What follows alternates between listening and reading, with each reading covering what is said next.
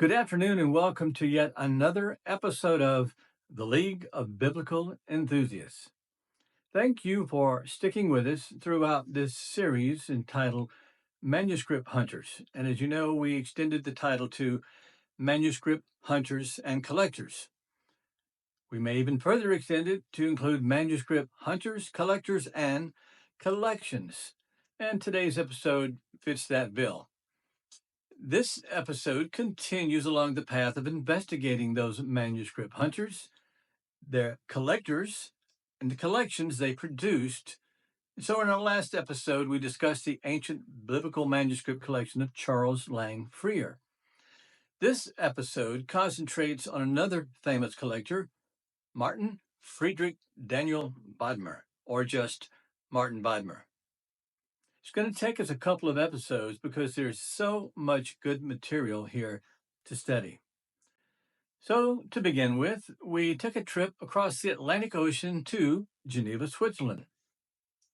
To a suburb outside of Geneva, along the shore of Lake Geneva, we come to the small village of Coligny, where in the summer of 1816, in a chalet called Diodati, Lord Byron, John Polidori, Mary and Percy Shelley told each other horror stories.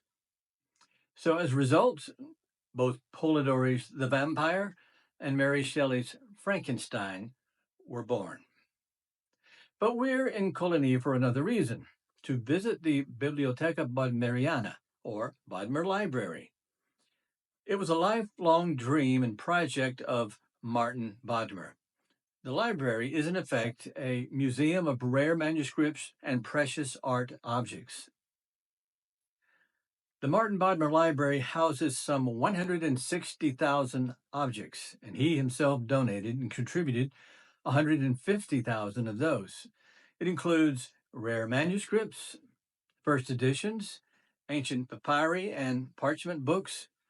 Some notable items include Gutenberg Bible, first edition print of Luther's 95 Theses, original manuscripts from Shakespeare and Goethe, the original Grimm's fairy tale, not to mention several copies of the Egyptian Book of the Dead, works from Dante, Virgil, Thomas Aquinas, Newton's Principia Mathematica, which incidentally, that particular manuscript has annotations by none other than Gottfried Leibniz, his rival in the discovery of the calculus. It also contains first edition works from Mozart, Beethoven, and other composers. These are just a few of the hoard of precious books, manuscripts, and other objects to be found there.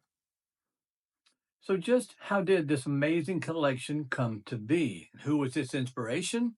And how is it relevant for New Testament studies? That's the subject of our episode today. And of course, the brainchild for the library and museum is none other than Martin Bodmer. So let's talk about him, his life, his library, his biblical manuscript collection, and legacy.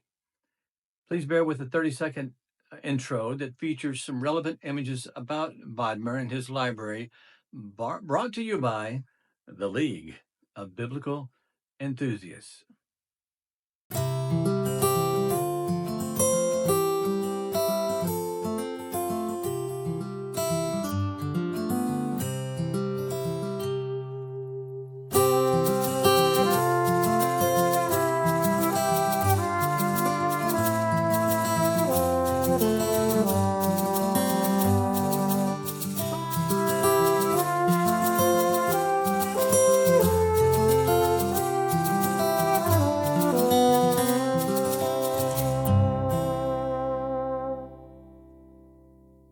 Martin Bodmer was born November 13th, 1899, in Zurich, Switzerland, as the youngest of 5 children to parents Han and Mathilde Bodmer.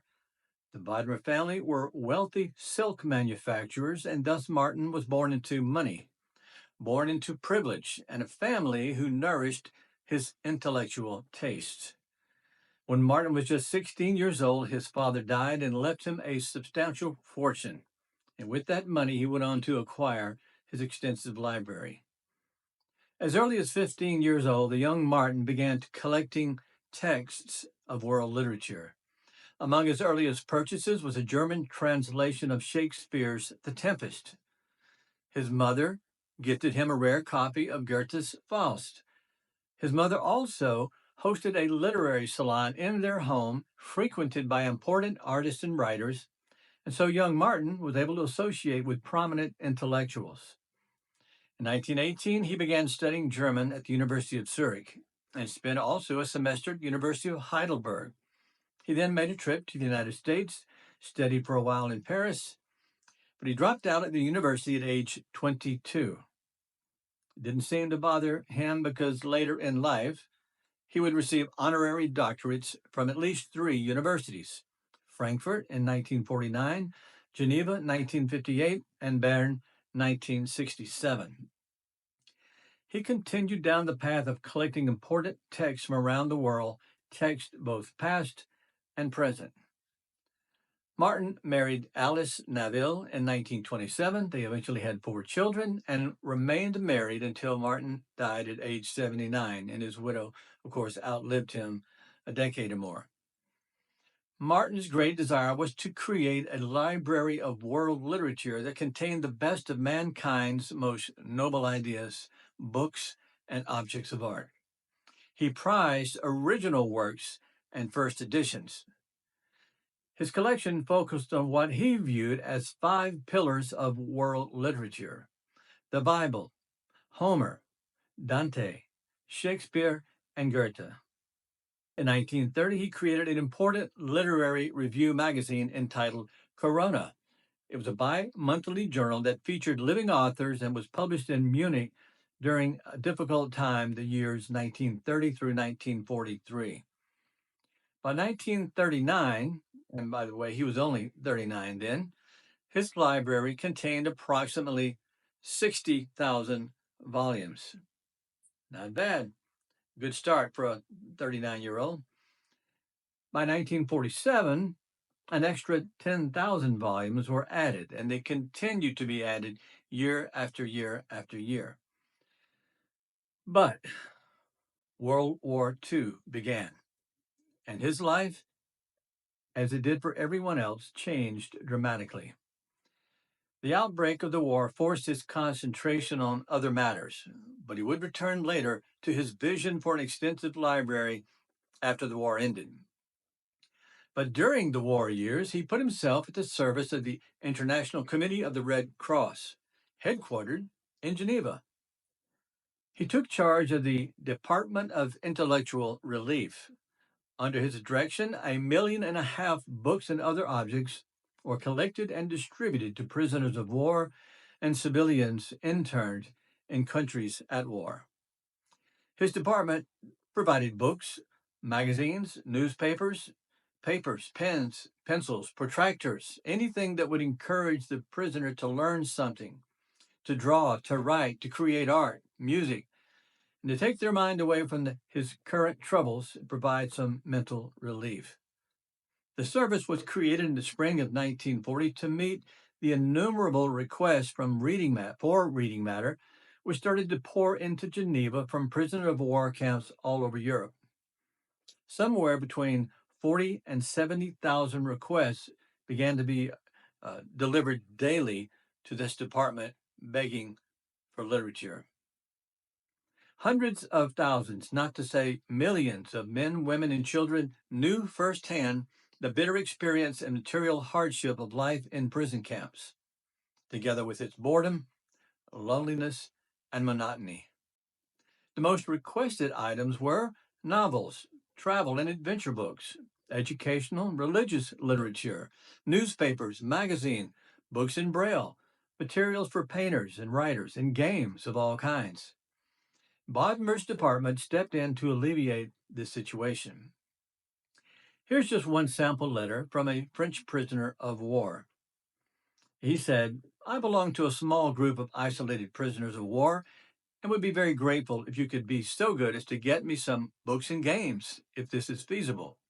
With regard to the books, I work on botany as well as something on the treatment, planting, and pruning of fruit trees would give us particular pleasure.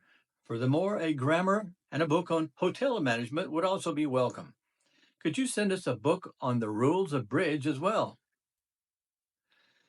And so, with his work fully occupying him, Geneva became a second home for Bodmer and his family. And after the war settled, he resided there permanently and acquired a large estate in nearby Coligny. And from 1949 to 1951, he transferred his Zurich library there. And finally, on October 6, 1951, the Bibliotheca Bodmeriana was inaugurated. He hired Miss Odile Bongard, the secretary and collaborator at the Red Cross, to assist him, and she worked with him until his death in 1971. In the early days at the library, there were a few exhibitions and individual visits by some of his friends.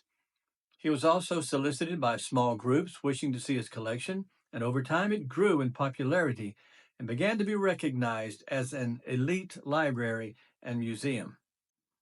In 1971, shortly before his death, Bodmer donated his library to a private foundation.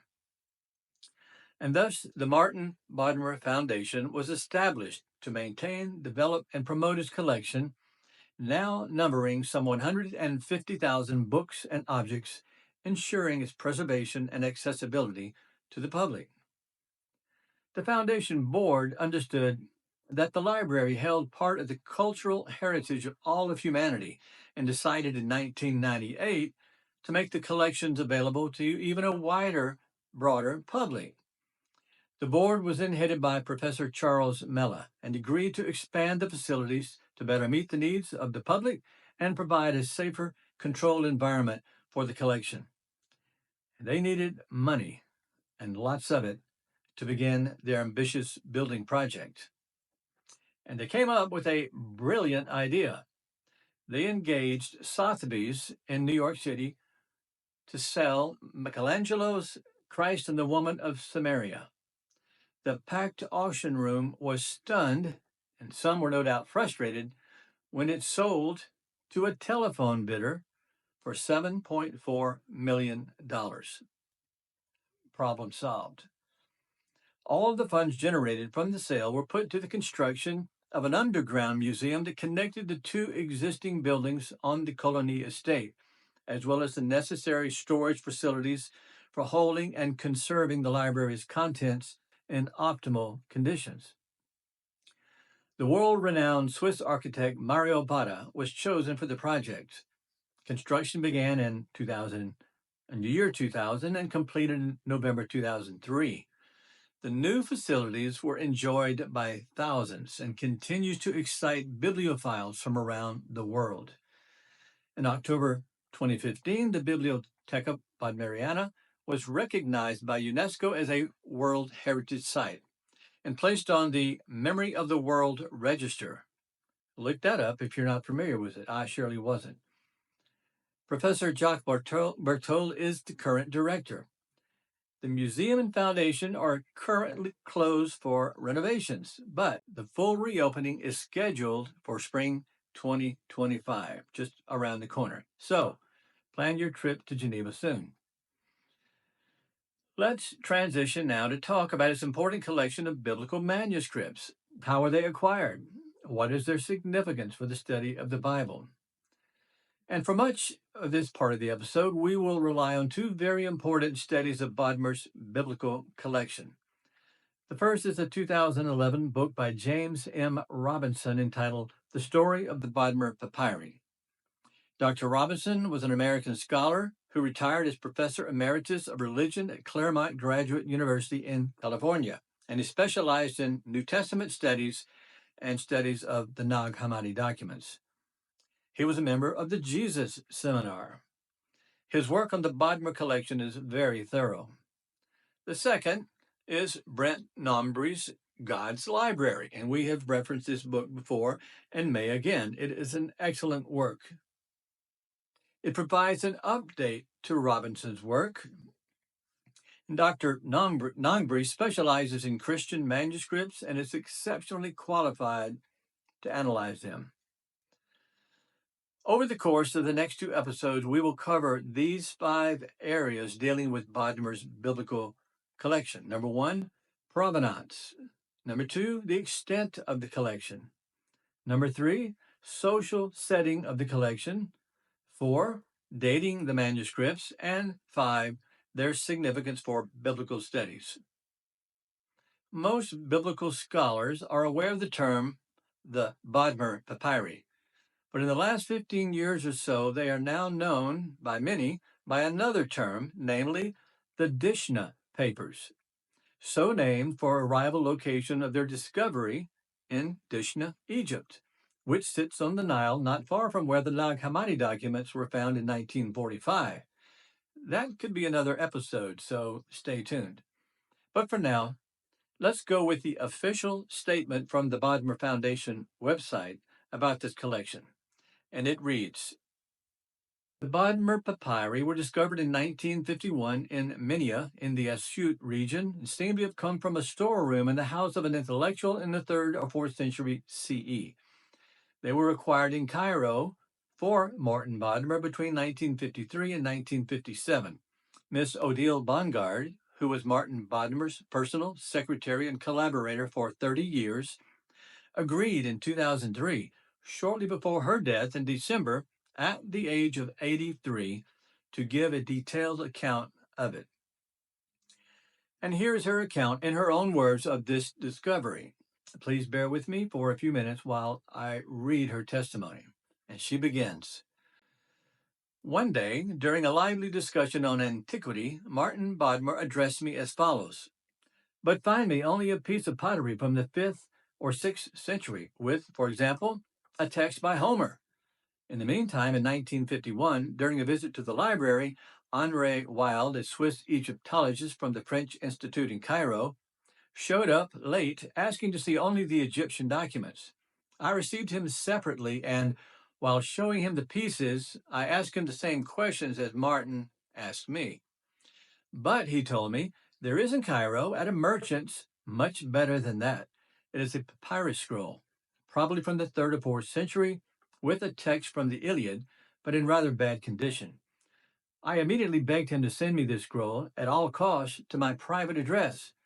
A few days later, on July 17th, 1951, I received a small parcel sent as business papers, which contained the famous scroll. I called on Professor Victor Martin at the University of Geneva to identify the document. He was amazed at this and proposed to publish this fragment. Henri Wilde had also given me the address of the Greek Orthodox Cypriot merchant, Fokion Tano, an antique dealer in Cairo. He also supplied collectors such as Chester Beatty and Pierpont Morgan.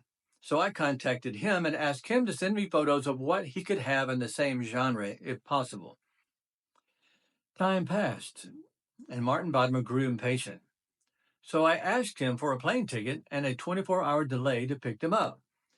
I note here on my passport the indication of November 1953, the date of my first of 7 trips to Egypt.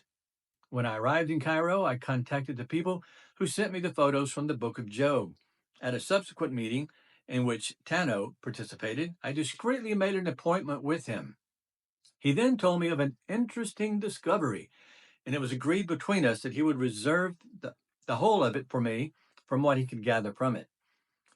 As I inquired about the place of this discovery, he pointed me to Minya near Asyut, begging me not to divulge this information for about 20 years. And in the presence of a witness, I shook hands with him. I respected this agreement. Tano also told me that it was while digging to build a villa house in the village that we had come across a kind of room that could possibly be the tomb of a priest or something else, a reserve perhaps, in the house of an intellectual of the 3rd or 4th centuries, to house the documents. Some fragments were therefore dispersed, and on Tano's instructions, I had to go to their back rooms to Cairo, Luxor, etc., to put everything together, including the small fragments and even the broken papyrus scattered in raw cotton that I was meticulously excavating. Then I asked to send this recovery to Tano and to go through him. In Cairo, I usually stayed at the Semiramis, from where I left here and there as a tourist. My moments were sometimes made on horseback for more discretion. I was thus able to go to the desert to the places that Tano pointed out to me for my research and to thwart the possible surveillance of foreign agents who were on the same trail. On my way to the site of Asyut, I evidently understood it was impossible to locate the exact place of the discovery.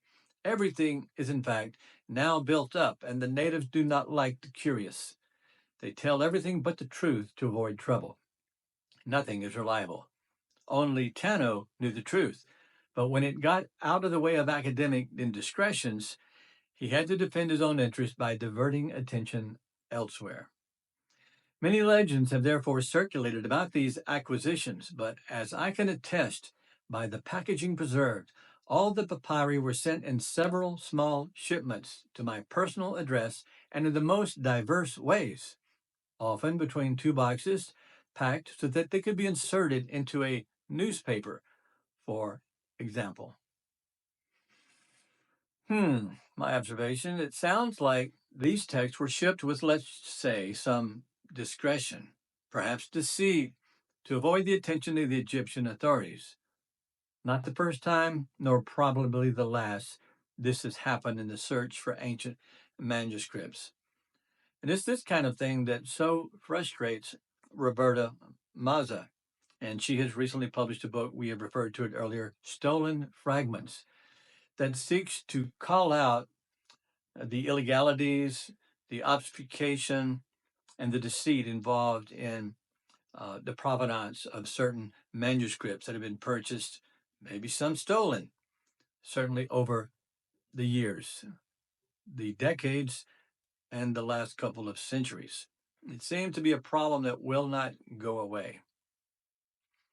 Anyway, this was Odile Bongard's account. But wait, there's more. We have a second and different account attributed to Miss Odile Bongard. William H. Willis, an American classicist who had a hand in acquiring some of the find for the University of Mississippi, reported that Bongard, quote, told me in confidence that she had reason to believe that the codices were found in the ruins of 4th century church at Dishna. Side note, my graduate Greek professor, Carol Osborne, studied these same manuscripts in Oxford, Mississippi at the university sometime in the 1970s. I was a student where he taught at the Harding University Graduate School of Religion in Memphis, Tennessee from 1976 through 1979. And I can attest it's only a short hour and 15-minute drive from Memphis to Oxford to see those manuscripts. And how I would love to speak to Dr. Osborne now about his visit. Oh well. Let's continue. The point here is that early on we see differences in describing the provenance of this find.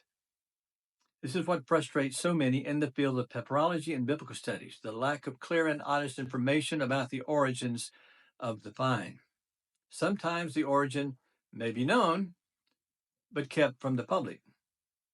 And sometimes the origin may not be known, and the best you can do is try to piece together information, misinformation, disinformation by a number of different individuals. It can be a very frustrating project.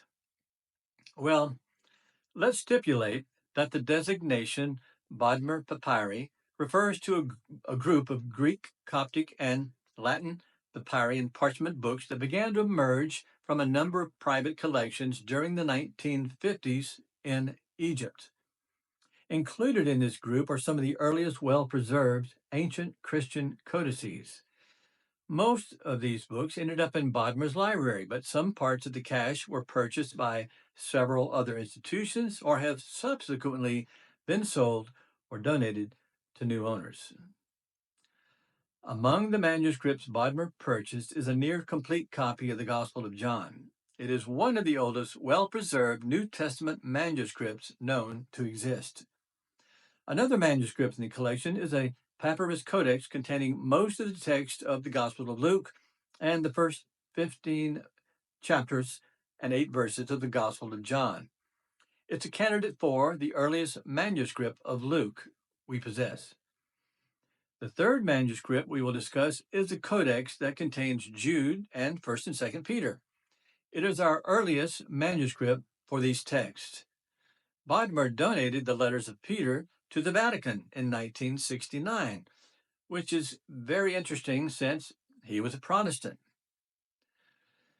Well, we're going to have to end at this point since I don't want to bore you with my continuous talking. Part 2 of our Martin Bodmer collection will appear next week, and we'll discuss those 3 New Testament manuscripts in more detail. Some very interesting readings in them, so stay tuned. Now, I hope you do enjoy our content from this channel. I understand it's not for everyone, and so I do appreciate your interest, your comments, and any observations you have for me about this channel. I'm completely open to it. As usual, many resources are provided for further study in the description box. These resources are the fruit of hours of research and should save you time in your own exploration. I pray that you be well, and I'm wishing you best from the League of Biblical Enthusiasts.